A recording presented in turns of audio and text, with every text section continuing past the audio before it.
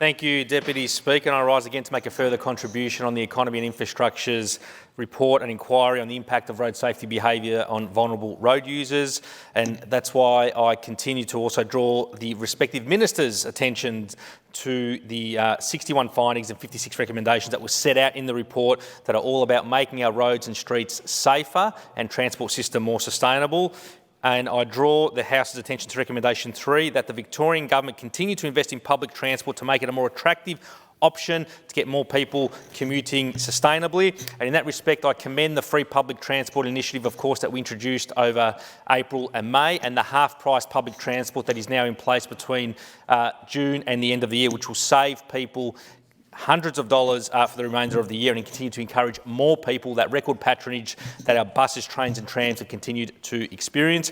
And it's also why I welcome the ongoing investments we're making to particularly improve the Craigieburn and the Upfield rail corridors, of course through the Metro Rail Tunnel to create that new capacity in the City Loop to help support and facilitate more services now and over coming years, through the removal of the level crossings through Coburg, the 4 that we've already removed at Moreland Road, Reynard Street, Munro Street and Bell Street to make those roads safer as well, and the 8 further level crossings we've committed to deliver through Brunswick by 2030 at Park Street, Brunswick Road, Union Street, Dawson Street, Albert Street, Victoria Street, Hope Street and Albion Street.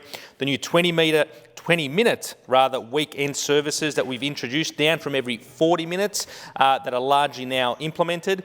The commitment to new 20-minute weeknight and evening services to reduce that period down from every 40 minutes. The new timetable that's being rolled out from the middle of this year onwards to continue improving those local services. The $7 million business case that's continued to support the essential planning for future upgrades, namely for the Upfield line, and this budget contained $3.6 million state investment towards that business case, which is exploring for the various Northern Rail corridor, the Craigieburn, Upfield and of course the Mernda line, but particularly for the Upfield, things around opportunities around duplication, extension, further level crossing removals further north there of Bell Street, and the other necessary upgrades that we need to introduce to continue to improve particularly peak services along the corridor.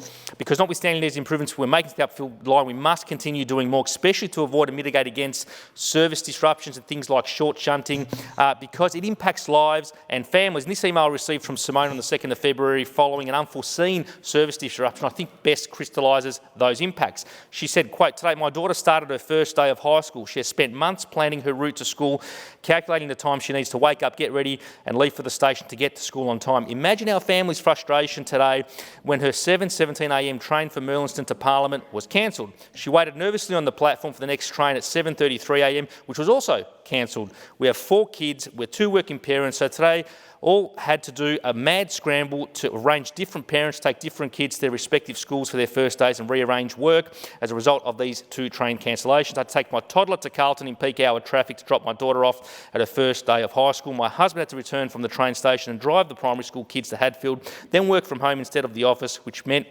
starting later and consequently having to finish work later at night. We've been living in Merlinston for 18 years, working and paying our taxes. I assume there is a plan of action to improve the rail network in the area. Please advise what the plans are to improve the train reliability from Merlinston to the CBD into the future." And Deputy Speaker, that's exactly why we're continuing to invest to improve the services, accessibility and quality and frequency of the Upfield line for Simone, for her 4 kids and for all local families. And it's only Labor that will continue to invest to improve the Upfield rail corridor. And again, I draw the House's attention to recommendation 3 about investing in public transport. At the state budget, we recently invested a record $100 million boost to improve bus services across the state, including in my local community, which headlined the bus announcement.